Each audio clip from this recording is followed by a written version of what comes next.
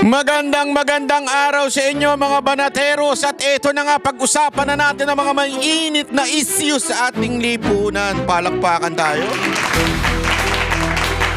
Alam nyo mga kababayan, mainit na mainit ang mga issue ngayon dahil talaga nga naman paldong-paldo.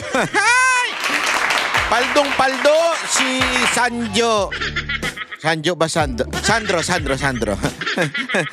Namimix ko na ikaw buti na lang at least yung pangalan mo mas pogi kesa sa'yo. Mambirang buhay oo. Anyway, eto na nga, pag-usapan na po natin ng mga issue po ng ating lipunan dahil ngayong araw nga na ito may lumabas na namang video si Zaldico at ang lupit ho. This time po ay hindi lang po siya nagsabing sinabihan siya na sabi daw ni Marcos, hindi. This time, mismong nakausap niya si Marcos. Ay, grabe. Yung sinasabi nung iba dyan na hearsay. Yung hearsay nila na sinasabi nila, hearsay lang yan, hindi totoo yan kasi hindi naman niya nakausap. O malamang sa malamang si Romualdez lang yan at ginamit lang yung pangalan. Di ba? Yan yung depensa ni Lacson ginamit ang pangalan. Hindi na pwede ngayon ganon. Lacson, hanap ka na ng ibang palusot mo. Maghanap ka na. Anong pwedeng palusot? Sige nga mga kababayan, turuan natin si Lacson kung ano bang pwedeng palusot niyan.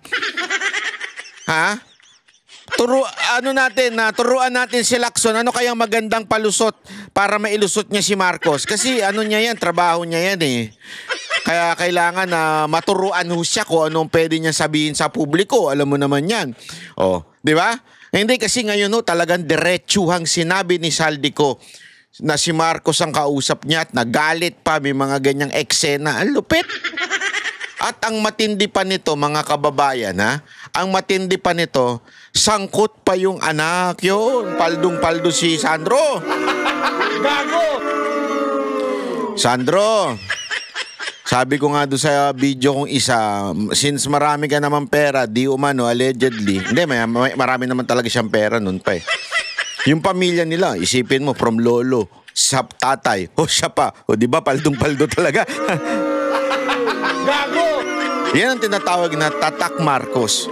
Di ba? Alam mo, di ba, alam naman natin, pag sinabi mong tatak Duterte yan, nako, ang ganda niyan, di ba? Proud na proud ka Pag sinabing tatak Duterte, naalala ko. Naalala ko ito.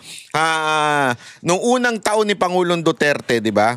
Sinabi niya doon sa airport, stop it. Di ba? Yung bukasan ng bagahe, yung mga nawawalan, tsaka yung laglag bala. Sabi niya, stop it.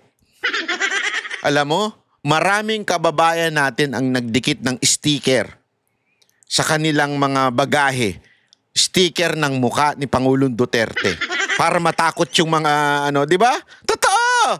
Yan ang tinatawag na tatak Duterte, may disiplina.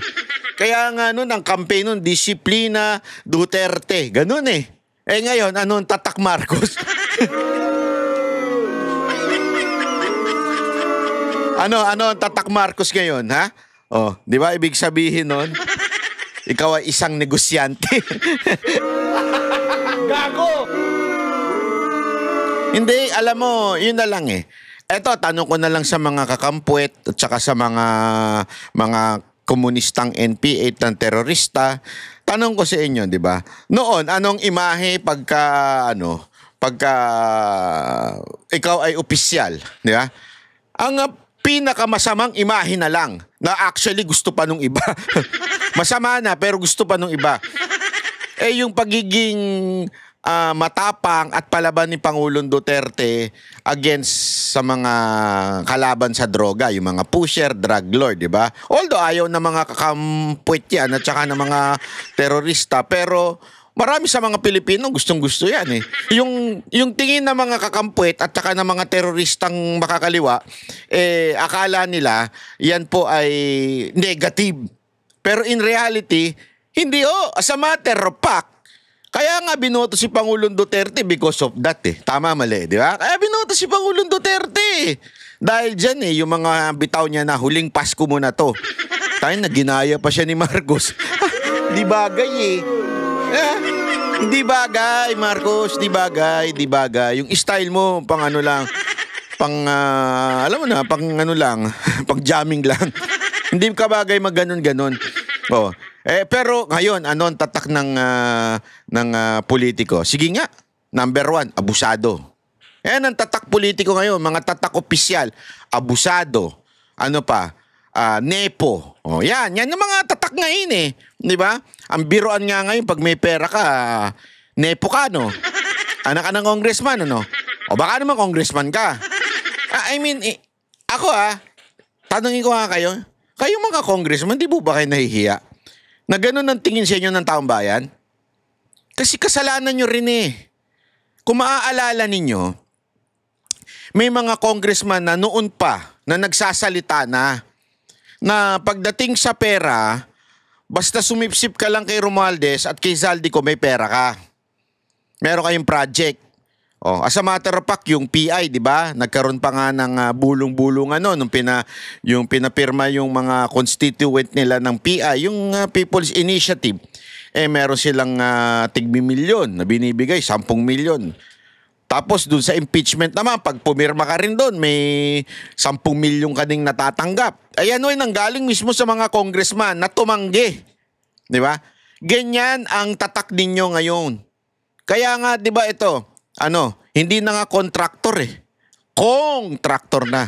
Bakit? Yung congressman na mismo yung contractor. Di ba? Ganong kalala ang ating imahe ng ating mga opisyal sa panahon ni Marcos. Yan ang tinatawag na tatak Marcos. Gago! Bakit? Bakit magkakaganon? Nadagdagan pa nitong huling bitaw ni Zaldico. Itong pinaka-latest na binitawan ni Zaldico. Ano po yun? Na ito daw anak. Tangina hindi alam mo yun, ito yung tinatawag na sagad sa garapalan. Yung tatay mo, humingi na nga ng insertion, pati ba naman ikaw? Ang bata-bata mo pala nag-i-insertion ka na? Kakaya, no? Panoorin natin tong news na to. Ang lupit mo sa, Personal manong nakausap ni dating Congressman Zaldico si Pangulong Bongbong Marcos kaugnay sa pagsisingit daw ng pondo sa 2025 personal. budget. Ayan malinaw yan. Personal niya nang nakausap. Huwag na tayo magpaligoy-ligoy pa kasi si Lacson, sinasabi niya wala, lang niya ginamit si Marcos. Yung iba naman hearsay. Ngayon hindi, personal. Personal. Alam mo, antay kayo. Marami pa daw pasabog yan. Sa kanyang panibagong video, sinabi ni Ko na maski sa 2026 budget na tinatalakay pala ngayon, may pasingit din ang Pangulo. Idinawit na rin ni Ko ang anak ng Pangulo na si House Majority Leader Sandro Marcos na may mahigit 50 bilyong piso budget insertions umano mula 2023 hanggang 2025. Naku po, patay ka. Nakatutok si Tina Panganiban Perez. Budget. Sa panibagong video na inilabas ni dating House Appropriations Committee Chair Zaldico ngayong araw, sinasabi na niyang direkta niyang nakausap si Pangulong Bongbong Marcos tungkol sa umunoy budget insertion sa 2025 budget. Nangyari raw yan nitong Marso. Si Yusek Jojo Cadiz ang nag-ayos ng aming meeting noong March 2025. Ayan, nag-meeting na sila. Ayan para sa 1201 Aguado Street, tapat ng Malacanang, Gate 4. Pero sa halip na kumalma ang Pangulo, lalos lang siyang nagalit. Nako po. Sa halip na itanggi o linawin niya ang tungkol sa 100 billion insertion, pinagsabihan niya kami ni dating Speaker Romualdez at sa akin mismo, diretsahan niyang sinabi, "Huwag mo akong pigilan sa mga insertions ko. Huwag ka nang makialam sa budget." Dahil sa mga binitawang salita sa akin ni BBM. Si BBM ang nagsabi nun. Isipin nyo, ano sinabi ni BBM? At sa akin mismo, diretsahan niyang sinabi, "Huwag mo akong pigilan sa mga insertions ko. Huwag ka nang makialam sa budget." Dahil sa mga binitawang salita sa akin ni BBM, naging malinaw sa akin na siya mismo ang nag-utos kila Secretary Mina Pangandaman at Yusek Adrian Bersamin na ipasok ang 100 billion pesos worth of projects. Yun. Bago raw ang pulong na ito, sumulat na rin daw siya kay Pangulong Marcos noong February 2025. Doon ko ipinaliwanag na ginagawa ko lang ang mga utos niya tungkol sa mga insertions na sinasabi niyang hindi na raw niya makilala. Ilalabas ko po ang sulat ko sa Pangulo kasama ng video ito. Maliban pa niya sa 100 billion pesos na mga proyektong pinasingit sa budget, may dagdag na hirit pa raw itong 50 billion pesos na halaga ng mga proyekto. Kinausap ako ni Yusek Jojo Cadiz at nagsabi na ipinapa-insert ng mga projects ang Pangulo na worth 50 billion pesos. Grabe, oh. And sinabi ko kay Yusek Jojo na meron ng instruction kay Secretary Mina Pangandaman at Yusek Adrian Bersamin about the 100 billion pesos insertion. And sabi niya, kakausapin niya ang Pangulo na kung pwede, doon na lang i-charge ang gusto niya ng 50 billion pesos na insertion. Ngunit ang sagot ng Pangulo, humingi ka ng bago or dagdag na insertions. Grabe, no? Doon po nakita at naramdaman na hindi pwedeng sabihin ng Pangulo na wala siyang alam sa mga nangyayari. Kasi mismo siya ang nagbibigay ng utos. Sabi ni Ko, kahit sa panukalang 2020... Ang lupit, ano? Siya mismo ang nagbibigay ng utos. O, wala na, finish na. Wala na, finish na. Siya mismo. O, di ba? Grabe, mga kababayan. Malupit. Iba ka talaga, Marcos. 6 budget na tinatalakay pa ngayon ng Kongreso, may mga pinasingit daw na mga proyekto ang Pangulo. Kung titingnan ninyo ang 2026 budget, may panibago siyang 97 billion insertions. Pero ngayon, ipinasok na mismo sa President's Budget or NEP 2026. Nako. Yan po ang kinumpirma ni Secretary Manny Bunoan na may instructions ang Pangulo na magpasok ng 100 billion ulit sa President's Budget. Kaya wala na siyang pwedeng ipamigay. Nako po. Ito ay nalaman ko noong May 2025 sa meeting namin kasama si dating Speaker Romualdez. Sinusubukan pa ng GMA Integrated News na makuha ang panig ng palasyo. Kita nyo na takot yung nagre-report. Nanginginig yung nagre-report. Ano kayang nangyayari? Siguro narinig niya si Marcos kaya takot na takot eh. Naku, batay ka ngayon, saldi ko. Sinumang mo si Marcos. Biro lang. Sa mga sinabi ni Ko. Pero bukod sa Pangulo, idinawit na rin ni Ko si Presidential Son at House Majority Leader Sandro Marcos sa budget insertion mula 2023 hanggang 2025. Hindi lang po ang Pangulo ang may insertion sa budget. Pati po si Congressman Sandro Marcos, meron din pong pinapasok taon-taon. Magkano yung taon-taon natanggap ni Sandro? Sige nga, magkano? Yung insertion ni Sandro. Sige, ipaliwanag nimo. Noong 2023, may 9.636 billion pesos. Noong 2024, 20.174 billion pesos. Grab, ladies and gentlemen, billion to ha. 20 billion. Ay nako, grabe. O ito, magkano total? Yung total na magkaalaman kung paldong-paldo ba yan? At nitong 2025, 21.127 billion pesos. Lahat-lahat, ang kabuuan ay 50.938 billion pesos. Magkano? Naglabas pa siya ng umarilis. Magkano daw? 50 billion? 21.127 billion pesos. Lahat-lahat, ang kabuuan ay 50.938 billion Grabe, pesos. 50 billion. Naglabas pa siya ng umarilistahan ng mga insertion ng nakababatang Marcos. Nalaman ko na lang sa mga contractor na galit siya sa akin nung pinag-uusapan na ang 2025 GAA budget. Ang sabi daw niya, ipatatagal ako at magpa-file ng maraming kaso laban sa akin.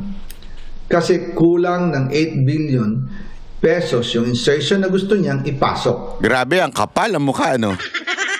Dahil kulang lang ng 8 billion, patatanggal mo yung nagpalagay sa'yo ng 50 billion.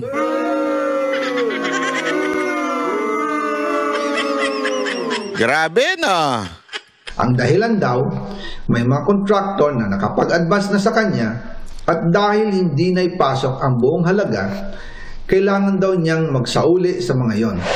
Sa isang statement, inakusahan ni Representative Ayan na. Ito yung sagot. Ha? Tingnan nyo kung anong klaseng sagot. Yung sagot ba ay may lohika? Yung sagot ba ay masasabi mong, oo nga, mali si Zaldico. Hindi, di ba? Para lang sa kaalaman ninyo. Ayon sa aking pagsusuri sa mga tiningnan ko, sinuri ko talaga yung research team ko. Meron na kasi akong hinire na research team eh. Oo. Meron akong hinire na research team para talaga tignan yung mga datos. Ang pangalan niya, Jeronimo Pasticopalado Tunying. Okay? Yun yung grupo na yun. Ilang classroom ba yung 50 billion? Alam mo ko ilan? Kung sasabihin na natin, kasi ang sabi ng DepEd, ang bawat classroom daw ay may 2.5 million. Yan ang sinabi nila sa Senate hearing.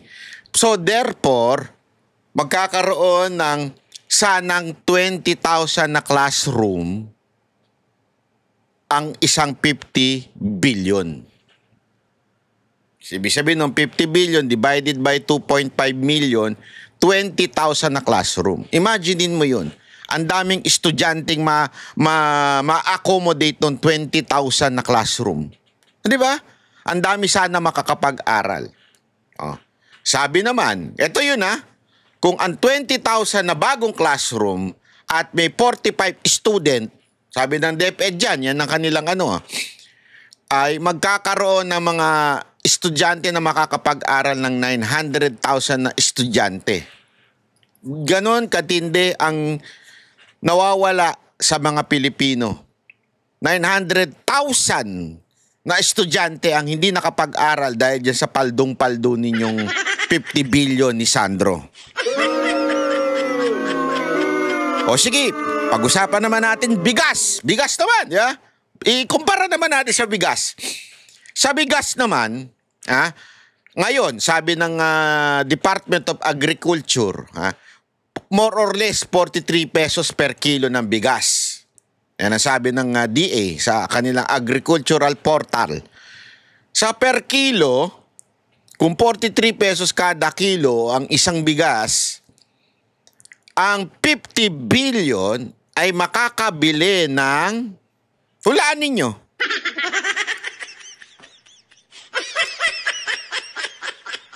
$1,162,790,698 kilos. Mga kababayan, gutom kayo? Gusto nyo ng only rice? Ipasoli natin yung 50 billion na yan. Only rice kayo niyan. Mantakin mo, ilang kilo yan 1 billion.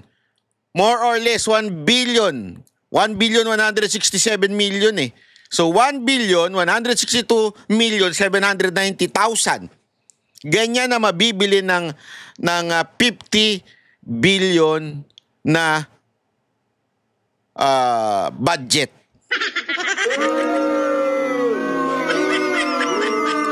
Grabe, no? Sa 15 kilo na sakong bigas, may ilang butil yun? Hindi ganon. Sa 50 kilong bigas, laman yan, isang sako ng bigas. Ibig sabihin, sa isang sako, merong 50 kilos. Yan, baligtad. Sa isang sako ng bigas, yung binubuhat ni Jay, yung nakita yung kilikili niya, yung 160 na yon, ay sorry, na-distract ako sa kilikili, hayop yan. Gago! Doon sa isang kilong bigas na yon, mga kababayan, ay meron pong 50 na kilos, di ba, na bigas. So, ilan ang mabibili noon? 50 billion. Alam nyo ko ilan? 23 million na sako ng bigas. Only rice na talaga yan. Ganyang katindi mga kababayan.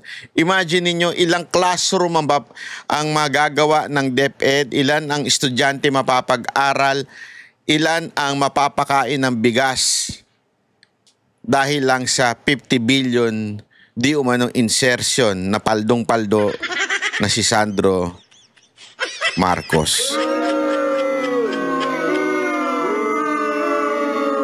Di ba?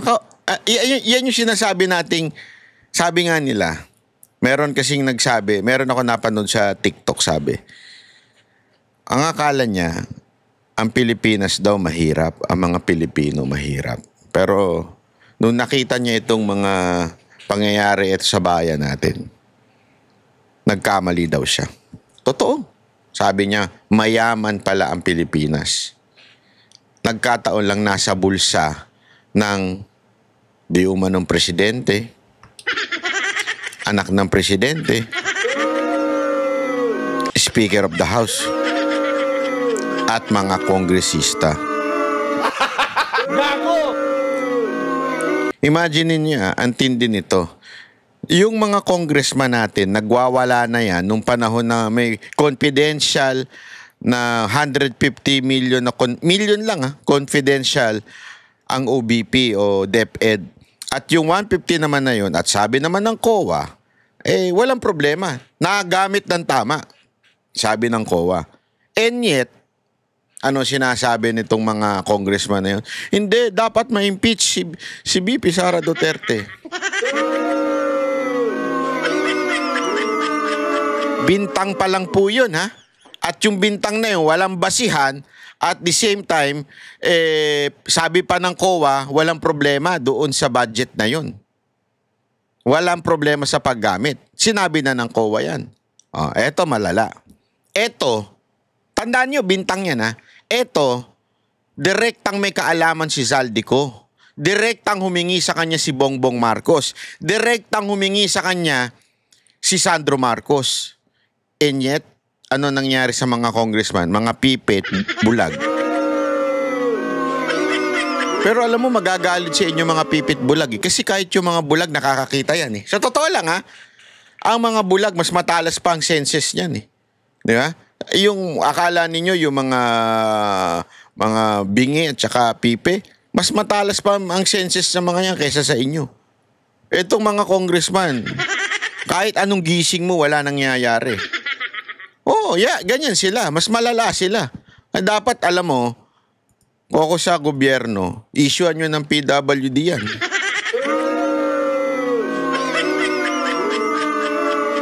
O, tuloy natin. Kosiko na bahagi ng destabilisasyon. Base raw sa intel, nakipagkasundo na si Ko sa mga gustong magpabagsak sa gobyerno para anya matakasan ang kanyang mga krimen. Naks. Kahit sino naman daw ay pwedeng umupo sa harap ng kamera at magpakalat ng mga kasinungalingan. Nako. Tinawag pa niyang bagong kampyon ng mga DDS. Bagong kampyon DDS na naman. Grabe ito mga to, no? Mana-mana sila ni Auntie Claire. Ano ba? Hindi ako, nagtatanong lang ha. Tanong lang to ha. Pag kami nangyaring masama, DDS, Duterte. Tangina, baka pag natutulog kayo, pinagsasalsalan nyo na kami. Hindi ha. Kasi hindi na nawala sa isip nyo Duterte. Ako nagtatanong lang. Parang hindi nawala sa isipan nyo yung Duterte.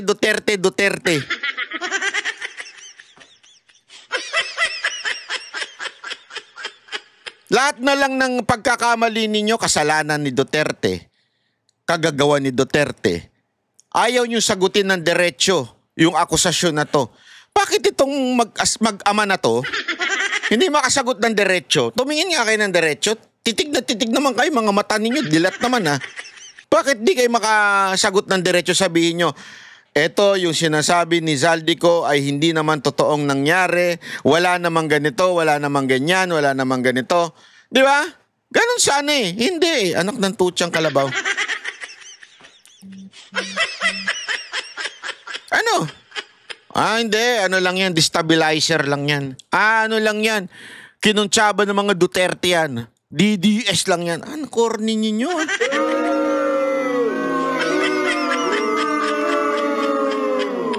Mga kakampwet. At saka yung mga kababayan natin sa sa iba't ibang dako ng mundo. OFW, mga Pilipino sa mga kanto-kanto dyan, mga nagiinuman. Hoy, mga nagiinuman dyan. Ang aga-aga pa, ha? Alas 6 ko ito yung na-upload, nagiinuman na kagad kayo. Relax lang, chillax. Ang tanong ko sa inyo, mga kababayan natin, tatanggapin nyo na lang ba ito? Every time na may kasalanan sila, Duterte may kasalanan? Every time, tandaan ninyo, etong si Zaldico, galit na galit pa ito kay, kay Vice President nun Kay BP Sara Duterte, galit na galit siya. Di ba? Kakampi nyo yan Tas ituturo nyo ngayon sa amin porket nilaglag kayo. Yeah. Kakampi nyo yan, ngayon biglang DDS. Hindi tatanggapin ng DDS yan. Tangin na, magrarally ko pag tinanggap namin yan. Hindi sorry, number 1 akong lalaban dyan. Pag tinanggap ng kampo namin yan, hindi ako papayag.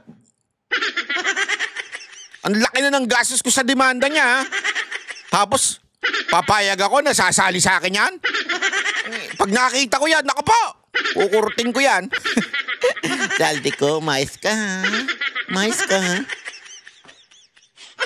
Di ba? Hindi ko tatanggapin yan. At hindi rin tatanggapin ng mga Duterte supporter si Zaldico. Hindi na makakalimutan kung paano niya winalang niya si BP Sara Duterte. Tapos sasabihin mo, DDS. Kahit may magsabi pa na, hindi, makipag-ano tayo dyan, makipagsundo. Hindi.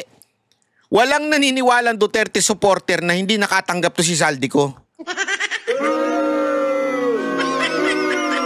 Ulitin ko, walang Duterte supporter na naniniwala na hindi nakatanggap yan. Nagsisinungaling na lang yan na hindi siya nakatanggap for the sake of legal siguro suit na makakaharapin niya o yung mga legal process na kakaharapin niya. Kailangan siyempre yun ang sabihin niya as his defense na wala siyang natanggap, di ba? Para hindi siya makulong. Yan, siyempre yan ang sa kanya, turo sa kanya ng abogado niya yan. Pero walang naniniwala sa amin dyan na hindi nakatanggap yan. Meron dyan. Papayag ka bang utusan kang mag-insert ka ng 50 billion, 100 billion nang wala ka man lang, tawag dito, wala ka man lang natatanggap? Kalokohan. Napakalaking kalokohan yan. As a matter of fact, kami pa nga yung nagdiin ng mga insertion yan Ngayon, nilalaglag niya lang kayo na kayo ang nag-utos sa kanya. Whether siya ay nautusan o hindi nautusan, ginawa niya. Therefore, I conclude, kailangan siyang panagutan ito. Siya na nga may bita yung korupsyon Kailangan niyang panagutan ito. Whether may mapatunayang meron siyang kinulimbat o wala, responsibilidad niya yan Bakit siya pumayag? Lusot siya doon? Hindi siya lusot doon. Hindi lusot si Zaldico dito. Bakit siya pumayag? Hindi pa pwede yun. Yan ang nag-aanuhan tayo Baka kala, ito kasi si Sandro kala niya bobo yung mga Pilipino. Yung mga followers niyo lang. Yan bobo talaga yan. Tsaka mga kakampwit at tsaka yung mga terorista, mga kaliwa. Yan ang mga bobo. Na ang mga pahayagan niya ay katang-isip at mali. Inalis din anya si Ko bilang chairperson ng House Committee on Appropriations, hindi dahil sa kapritsyo lang ng isang individual, kundi dahil sa kasakiman daw nito at katiwalian. Panawagan pa ni Marcos sa publiko, huwag magpabudol kay Zaldico. Ang Makabayan Block. Hindi, huwag na kayo makisali. Nakikisali pa kayo Nakikisali pa kayo. Hindi, huwag na kayo makisali.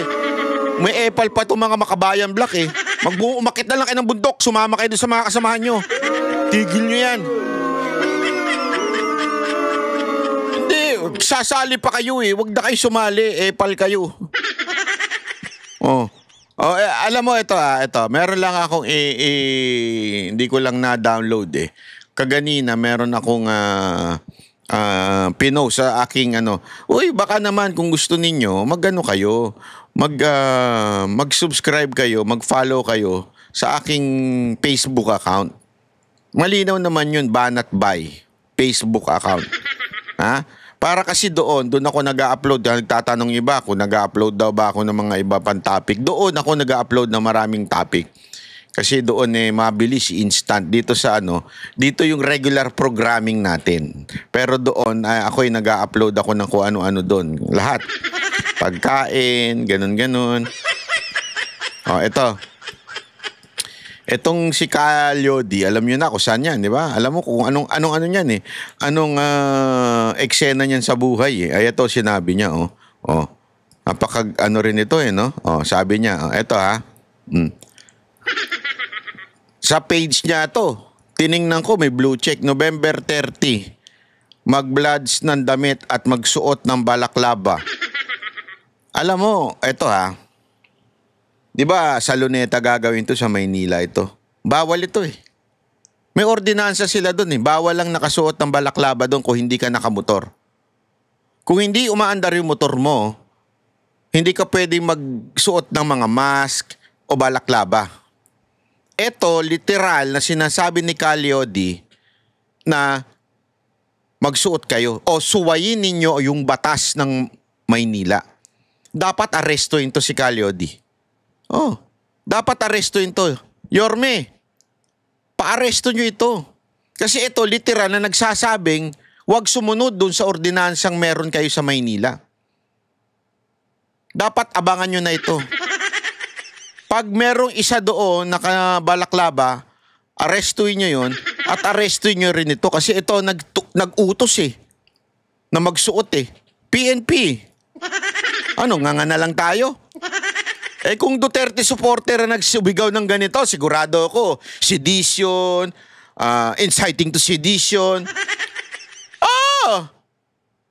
Di ba? Wag yung PNP, wag kayong bias. Yung karakas ninyo nahahalata na Bias kayo Kung Duterte supporter to, sigurado kulong kagad to. Pero ito, literal na, sinasabihan na magsuot ng balaklava na alam nyo naman bawal sa Maynila. Pangalawa, bakit? Bakit itatago yung mga identity? Sino may pakana niya magsuot na mask? INC ba ginawa yan? Ang gaganda nga ng mga babae dun Tsaka ng mga, ang gagwapo ng mga kalalakihan dun Kitang-kita yung mga mukha nila Doon sa EDSA, kitang-kita rin ng mga mukhang gaganda at ang pupugi rin ng mga tao doon, lalo na yung nagsalita doon. Di ba? Bakit ito? Papayagan ninyo. Porket hindi sisigaw, Marcos resign. Okay na. Mas pipiliin nyo pa nakasuhan yung mga sumisigaw ng Marcos resign kesa doon sa nag-face mask, nagtatago ng identity. Di ba? Galaw-galaw din. PNP. Kayong tagapagpatubat ng nabubulan to, Jack. Nakakahawa si Jack. Ayoko nang tumabi-tabi doon kay Jack. Nahawa ko ito, pakinggan natin itong grabe itong balita na to. Grabe itong balita na to. Mabibuisit ka Inaangguluhan Tingnan mo. So, ang Hindi. Ito. Diretsong sinabi ni VP Sara Duterte na handa na siyang palitan si Pangulo. Mali ito Mali yung clickbait to Clickbait yung handa ng palitan si Marcos. Handang maging Pangulo. Clickbait. Pakinggan nyo yung sagot ni VP Sara Duterte. Hindi ko alam kung tanga lang yung nagsulat dito sa TV5 Actually, lahat sila, pati sa GMA, ganyan din ang datingan Na para bagang pinaalis na ni VP Sara. Alam mo, ever, from the beginning until now, hindi na nanawagan si VP Sara Duterte na Marcos resign. Alam niyo yun? Kasi alam niyang hindi naman niya gagawin ni Marcos yun, kaya hindi siya nananawagan. At hindi appropriate para sa isang vice president gawin yun, kaya hindi niya ginagawa. At mali yung pagsabi ng headline nito. Hindi ko sinisisi reporter na to si Cheryl Cosim ba to? Kung sino man yung sumulat, binabasa lang naman yan Mali yung sinasabing handa ng palitan. Hindi sinasabi yun. Papaliwanag ko sa inyo Bongbong Marcos sakaling kailanganin. Iba na ito sa nauna niyang pahayag sa eksklusibong panayam ng News 5. Ania sa frontline sa balita, si Bril Montalvo ng News 5, Mindanao. Sa exclusive interview ko kay Vice President Sara Duterte nitong linggo, tinanong ko siya kung handa ba siyang humalili sa kaya naman pala, ito ang nagbalita. Alam naman natin, bias tong ano na ito magkudita laban kay Pangulong Bongbong Marcos. Sa gitna ito ng issue sa korupsyon sa flood control projects. Sabi ng bise, yan ang hindi ko muna sasagutin kasi magkakagulo tayo niyan. Pero kanina, sa isang ambush interview kay... Para bagang sinasabi nitong ayokong tawagin bayot to Baka sabihin naman panlalait Pero hindi Eto, linawin ko lang Pag sinabi kong bayot, di ibig sabihin panlalait yun Hindi yun nagbababa ng gender Talaga naman kasi di ba ganun siya magbihis Alam naman tawagin ko siyang sir. Baka may insulto. O ma'am, may insulto naman yung mga kababaihan. So ilagay natin sila sa tamang perspektibo nito. Bayot, di ba? Kasi sa Bisaya ayan bayot, di ba ganun? Parang ang dating nito, parang nagbago daw ng isip etong si VP Sara Duterte. Hindi, sinasabi niya nga yung magkagulo doon sa event. Ayos-ayos ng event Diba? Tapos haluan ng politika. Ganyan yan si VP Sara Duterte. Pag yung event hindi political, ayaw niya nung halo-halo. Kaya yun ang sinasabi niya para hindi magkagulo na Tapos hindi siya nagbabago. At hindi niya gustong pumalit. Ganun kasi ang dating nung balita na to Ay, gusto nang pumalit. Ay, atat na atat itong si VP Sara Duterte na palitan si Marcos. Hindi ganun. Tingnan niyo yung tanong at tingnan niyo yung sagot VP Sara, natanong ulit siya tungkol dyan.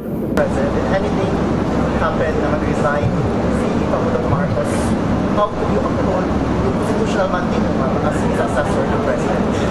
In case of... Are you ready, ma'am, na... Of course.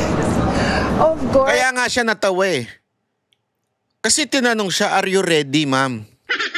Of course! Kaya nga ako tumakbo ng Vice President Yun naman ang papel ng Vice President. In case mamatay, may mangyari sa presidente, ako ang papalit. Kaya yung pagtakbo ko, kahit hindi pa kami magkaaway ni Marcos, dapat ready ako. Kasi kung hindi ako ready pumalit sa presidente, ay tangina, hindi ako dapat tumakbong Vice President. Nakakagago Nagigets ninyo, hindi nyo nagigets. Ito kasing mga kakampwit hindi magets yan At saka yung mga teroristang makakaliwa Hindi nila magets yan. Ang linaw-linaw. Ang ibig sabihin ni VP Sara Duterte, ever since tumakbo ako, dapat ready ako. Kasi yun ang trabaho ng Vice President. Kaya nga siya natawa dito There is no question about my readiness. Pinesenta ko sa inyo yun. Ang sarili ko at alam ko pinresenta ko yung sarili ko noong 2022 at alam niya sa sarili niya na pag binangyari sa presidente, siya magiging presidente. So dapat ready siya. Ang tanga naman niya kung sasabihin niya, ay hindi ako ready. Ba't ka tumakbong Vice President kung hindi ka pala ready? So walang malis. Walang malis sa sagot niyan to. Hindi niya gustong palitan si Marcos. Hindi niya, alam mo yon, hindi niya, kahit gusto namin mawala na si Marcos at mag-resign, siya ayaw niya. Hindi yun ang ibig niya sabihin dito. In line ako sa succession, wala nang tanong doon kung ano ang gagawin ko. Yun ang mandate sa akin ng Constitution. Yun, di ba? Alinaw-linaw mga kababayan. Ang tanga na lang di makaintindi nito. Ewan ko nga kung tanga lang yung mga sumulat niya sa TV5 o talagang inaangguluhan lang nila na parang atat na atat si VP Sara Duterte maging presidente. Ano sa tingin ninyo? A, tanga lang talaga yung mga tao dyan sa TV5? B, o baka inaangguluhan lang nila yung kwento ni VP Sara Duterte para sabihin ng ibang tao na atat to si VP Sara Duterte maging presidente. So ang siya may kasalanan na stabilization. Ganun lang yan Diba? A or B lang yan Oh, ano sa tingin ninyo? A or B? Ulitin ko A, tanga lang talaga silang umintindi. Mahina ang comprehension nila. O B, gusto talaga nilang palabasin sa tao na atat si VP Sara Duterteng palitan si Marcos at mapagbintangan na destabilizer. Ano sa tingin ninyo? A or B? O walang bot ha? O kaya none of the above, all of the above. A or B lang ang sasagot ninyo. Ang sumagot ng bot, bubut-butin ko. O ang sumagot ng all of the above, nako, A or B? At alam ko yun nung ako ay tumakbo. At ayan, no, alam niya yun nung siya'y tumakbo. Common sense, kaya ka nga tumakbo eh. You have to be ready anytime. That's the reason. Walang ibang dahilan parang isang vice president tumakbo. Tatakbo akong vice president kasi gusto ko maging secretary. Tanga. Tatakbo akong vice president kasi gusto ko maging senador. Kaya ka tatakbong vice president kasi alam mong kaya mong maging presidente kung sakasakaling mawala si Marcos. Sana. I mean, mag-resign. Hindi yung mawalang mag-resign si Marcos. Ninyo ako as vice president knowing that I am the first in line. Nauna nang pinabulaanan ng bise ang anumang impormasyong nagdadawit sa kanya sa destabilisasyon. Tingnan niyo na kung paano tinwist yung story. Paano pasimple lang tong TV5 pero ang twist ng story, doon patungo sa destabilisasyon Sinabi nito reporter na matagal nang tinanggi ni VP Sara Duterte na destabilizer siya. Pero idinikit niya doon sa kwento na handa si VP kung sakali mawala ito si Marcos sa kapangyarihan. So, obvious alam mo, sa bagay, yung mga Gen Z, mga tanga-tanga din yan sama-sama sila. Laban sa administrasyon, ang pag-ugong ng umano'y kudita ay sa gitna ng isyu sa korupsyon sa gobyerno. Kumbinsido nga raw si VP Sara sa pahayag ni Zaldico na sangkot sa budget insertions ang Pangulo at ang kanyang anak na si Congressman Sandro Marcos. Hindi niyo ba nakakita? Bakit hindi nakikita ng mga tao yun? It's a matter of reading the budget. Lahat ng ebidensya nandiyan sa budget. His signature on the General Appropriations Act is the best evidence against him. Nagbabalita mula. Ayun ang malinaw, di ba? Kaya nga sinasabi natin paulit-ulit, kahit itago pa, kahit magpalusot pa. Kaya nga sabi ko sa inyo, assuming, yung mga mahilig mag-assume dyan, assuming hindi talaga nagnakaw si Marcos Jr. o walang insertion na inutos at hindi niya kinausap si Zaldico. Assuming lang na imposible naman. Assuming lang. Sablay pa rin siya. Bakit? Pinirmahan mo yung insertion Bakit? It's a fact na nagkaroon ng insertion. It's a fact na corruption nandun sa 2025 budget. Bakit mo pinirmahan? As simple as that. Huwag na tayo magpaikot-ikot. That is more than enough evidence to impeach or persecute the president.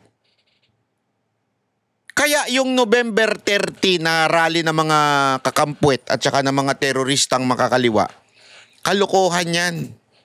Kalokohan.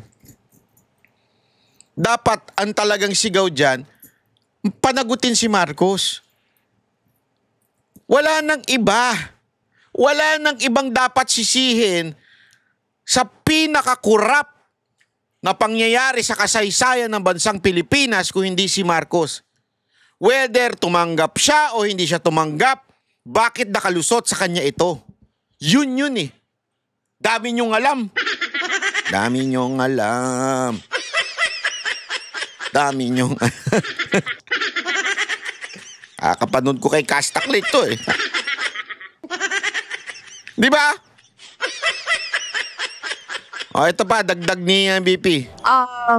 My take, on the demand to take a drug test for a government official, for all government officials, especially the president. Nakatali yun sa kanyang oath. When he took the oath as president, he said there that I consecrate myself to the service of the nation. So, ibig sabihin nun, ibinibigay niya yung buhay niya sa bayan. So, ibig sabihin nun, ang nagmamayari ng buhay niya ngayon ay ang taong bayan. So, kapag sinabi ng taong bayan na gusto namin mag-drug test ka, hindi ka pwedeng hindi. As president, as vice president, hindi ka pwedeng hindi. Kasi that is a question on your competency or to lead. And to erase all doubts on your competency and your decision-making skills is just to do the drug test. Kasi wala namang rason kung bakit ka hindi eh. Sasabihin mo pride, hindi ako, ayaw ko mag-give in sa inyong mga panilira sa akin. That's a very flimsy excuse for saying na hindi ako mag-drug test. Para matapos na, tuwin mo yung drug test. At hindi yung klase ng drug test na ikaw yung magsasabi kung paano ko ito gagawin. No. This is Siya ay mamimili ng ospital, siya ay mamimili ng gugupit ng buhok niya. Yung dapat public. O sige na nga, payag na ako dyan sa drug test na yan. Pero dapat talaga public yan. Ibig sabihin, manggagaling sa ibang entity yung magkukuha ng buhok. Ibig sabihin hindi manggagaling kay Marcos. Kasi alam mo, tama eh. Tama si BP dito eh. Walang rason para hindi ka pumayag. Yung pride, wala. Hindi pride dyan. Para matapos na lahat ng haka-haka, sinasabi ninyo, bulong-bulungan, o di kaya chismis, o akusasyon ng kapatid mo. Isang hair follicle test lang yan, tapos ang usapan dyan. Tapos ang usapan dyan, isang hair follicle test lang. Pahiya lahat ng Duterte supporter. Basta in public at hindi yung pinili mo. Gawin natin yan sa southern, dyan sa sa Davao City. Di ba? Yan, gawin nating live telecast sa SMNI. Tapos sa loob ng yung sa Kingdom. Mga tao. Tapos mag-aantay lang tayo lahat doon. Makita natin yung result. Di ba? Tapos ang usapan. Drug test na invested ang public. So it has to be the public who decides on how to do that drug test.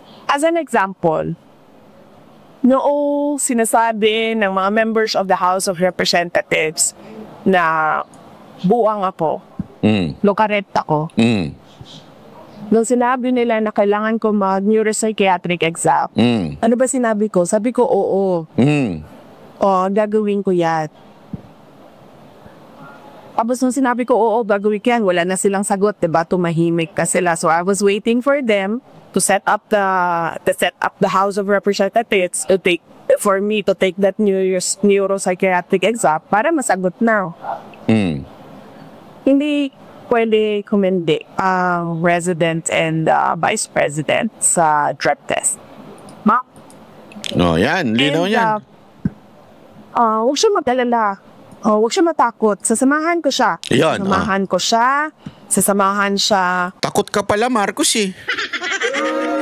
Kailangan ka pa samahan? Kailangan pa siyang samahan talaga? Di ba? Takot? I'm sure sasamahan siya ni Senator Amy. Magpapatrack test din yun. Ako, kahit na kontik na lang yung naiwan sa buhok to, sige, magpapatrack test din ako. Huwag siyang matakot. Kasi para sa bayan naman yun eh. Hindi naman yun para sa yung sarili namin. Ma'am, may magpanawagan ngayon? Or... Takot ka pala, Marcos eh. Takot ka pala! Tuloy. All the allegations, corruption against the government and against state president. And as your constitutional matikma, as successor of the president, did anything... Pasensya na kasi inayos natin yung audio eh. Hindi naririnig masyado yung sa reporter kaya hindi maayos. Happen na mag-resign Dr. Marcos. How could you accord yung constitutional matikma as successor ng president? How do I uphold? Yeah, what do you mean? It's automatic. A case already. Of course. There is no question about my readiness. I presented myself to you when Ayan, eto, paparinig lang natin yung kumpleto kasi may kinat dun eh. Was a candidate for vice president. With the understanding that I am the first in line in succession. Pinresenta ko sa tumakbo ako bilang vice president. Pinresenta ko sa inyo yun. Ang sarili ko at alam ko na first in line ako sa succession. Wala nang tanong doon kung ano ang gagawin ko. Yun ang mandate sa akin ng Constitution. At alam ko yun, nung ako ay tumakbo at binoto ninyo ako as Vice President knowing that I am the first in line. Your comment po o pakaba... Eto yun ha. Alam mo, ito pang isang matinding issue dito eh. Tingnan nyo kung papaano baliin ni Lacson. Kasi, ang lupit ito. Pakinggan nyo ito. Ang lupit. Sabi ko nung una, wow, nakakatuwa naman. Pero tingnan ninyo kung saan naman nila binali ito. Ang problema, kahit pilit nilang itinuturo ang mga Duterte, sumemplang lang sila lalo. Pinuna ni Senador Ping Lacson ang paglobo ng pondo para sa ayudang assistance to individuals in crisis situations tuwing may eleksyon. Ngayong taon, pinakamalaki raw ang nakuha ng 2 distrito sa Davao. Pero sabi ni Vice President Sara Duterte, nagamit ang naturang pondo para sa congressional candidates ni dating House Speaker. Parang totoo yung ano nila, no? Yung pagpuna nila, no? Na bakit tumataas ang budget pag sa tumataas ang IX? Pag-eleksyon, nakakala mo talagang sincere sila na pinupunan nila yung korupsyon eh. Pero in reality, itinuturo pala ni Lacson doon, bakit tumaas daw sa Davao City yung IX? Sumemplang sila lalo. Pakinggan ninyo. Martin Romualdez, nakatutok si Jonathan Andal. 31 billion pesos Sa deliberasyon ng plenaryo sa Senado sa budget ng DSWD, tanong ni Senator Ping Lacson, bakit daw tuwing may eleksyon tumataas ang pondo ng ayudang Assistance to Individuals in Crisis Situations o AICS. Ang AICS ay isang social welfare program ng DSWD na nagbibigay ng medical assistance, burial, transportation, education, food, or financial assistance sa mga kwalipikadong individual. Sabi ni Lacson, ang 23.6 billion na pondo ng AICS noong 2021 tumalon sa 39.8 billion noong 2022 na election year. Bumaba sa 36.8 billion noong 2023, bumaba ulit sa 34.3 billion noong 2024. Pero ngayong 2025 na election year ulit, lumobo na naman ang AIC sa 44.4 billion pesos. Ginagamit ito sa politika, not really intended na tulungan yung talagang nangangailangan. So hindi ito driven ng needs, kundi driven ng politics. Baka maraming So, para sinasabi niya, yung AIX, bakit ginawa yan? Kasi para tumaas yung yung para sa mga politiko. Tapos bilang kabig siya dun sa, saan ba pinakamataas na umangat ng AIX? Davao City eh. Siyempre, Duterte na naman yon. Haters na nagre-request pag election year, di ko alam, no? Baka ganon ang nangyayari. That's exactly my point, Mr. President. Ayon kay Lacson, ngayong 2025, ang pinakamalaking nakakuha ng pondo ng AIX ay ang Davao City, 1st at 2nd District, habang ang may pinakamaliit na AIX funds ay sa Sulu, 1st at 2nd District. Ang tanong ko, anong crisis meron sa Davao City? Ayan. Na wala sa Sulu. Sige, idiin mo. Idiin mo, Lacson. Baguhin mo issue. Ha? Bakit? Yung bata mo si Sandro nadali ngayon baguhin mo. Let's be clear, the crisis referred to in AIX are personal crisis. When we speak of these areas, I would say, Mr. President, all over the country, there are families in crisis, personal crisis. Ang kapatid ni Vice President Sara Duterte na si Representative Paulo Duterte ang nanalo noong eleksyon 2025 sa Davao City 1st District, habang ang pamangkin niyang si Representative Omar Duterte ang nanalo sa 2nd District. Pero sabi ng Vice Presidente, nagamit daw talaga ang AIX para pondohan umano ang mga congressional candidate ni dating House Speaker. Sinakyan ka ngayon. Alam mo kung bakit? Lahat kami alam na namin yan. Matagal na sinasabi sa amin ng mga Duterte yan na bumabaha ng pera dyan sa Davao City para kalabanin ang mga Duterte. Through sila Migs Nograles, yung babae at saka yung lalaki. Lalaki. Sige. Hindi ako sigurado kasi kung lalaki yun Napaisip ako dun. Shit. Totoo naman Noon pa sinasabi na ng mga Duterte yan, bumabaha ng pera dito sa Davao City. Alam ko nabanggit pa to ni Basti nun sa amin na bumabaha talaga ng pera para matalo sila, mawala ng stronghold ang mga Duterte sa Davao. Kaya winawasak nila binabasag nila mga Duterte sa Davao ang akala nila yung mga taga Davao madadaan mo sa pera-pera. Diyan sila nagkakamali Diyan sila nagkakamali na ang Davaoenyo madadaan sa pera-pera. Hindi po madadaan sa pera-pera ang mga Davaoenyo. Ang mga Davaoenyo po, meron ng kasaysayan yan na dati talaga silang hindi maayos at Duterte ang nag-ayos. At ngayon, sobrang saya pa rin nila sa pamamahala ng mga anak ni Pangulong Duterte. As a matter of fact, ayaw nila talagang si Pangulong Duterte noon tumakbong presidente. Kasi ayaw nilang mawala sa Davao Ganon ang mga taga Davao. Hindi nila nadaan sa pera Martin Romualdez. Dito makikita natin na ginamit ang AIX para sa politika. Ginamit nila ang AIX to fund congressional candidates that were backed up by Speaker Martin Romualdez. Sinusubukan pa namin kunin ang panig ni Romualdez. Hiling naman ng bise, tignan din kung magkano ang nakuhang pondo ng AIX sa iba pang congressional district na may kongresistang pumirma sa impeachment complaint laban sa kanya. Meron ng congressman na nagsabi, di ba, na yung budget ginamit para bayaran sila, para pumirma sa impeachment. Hindi lang sa flood control projects o hard projects, meron ding binigay galing sa soft projects tulad ng AIX. Ang payo ni Senator Lacson sa mga taga-DSWD, huwag nang hayaan ang mga politiko na manghimasok sa mga pamimigay ng ayuda. Ganun lang yun. Wala na. Wala naman solusyon. Basta binring up lang ni Lacson yun para magka-issue, akala niya magkaka-issue. That's the truth Akala niya magkaka-issue kung sakasakaling banggitin niya yun. Na pinakamataas na AIX na natanggap ang Davao City. Hindi niya ba alam na ang nakaupong nasa gobyerno ay si Marcos? Sino ba nagdidesisyon ng AIX? DSWD. Sino may hawak sa DSWD? Si Marcos. Tapos alam mo magkaaway ang Marcos Duterte. Bakit magpapabaha ng AIX sa Davao City? Common sense.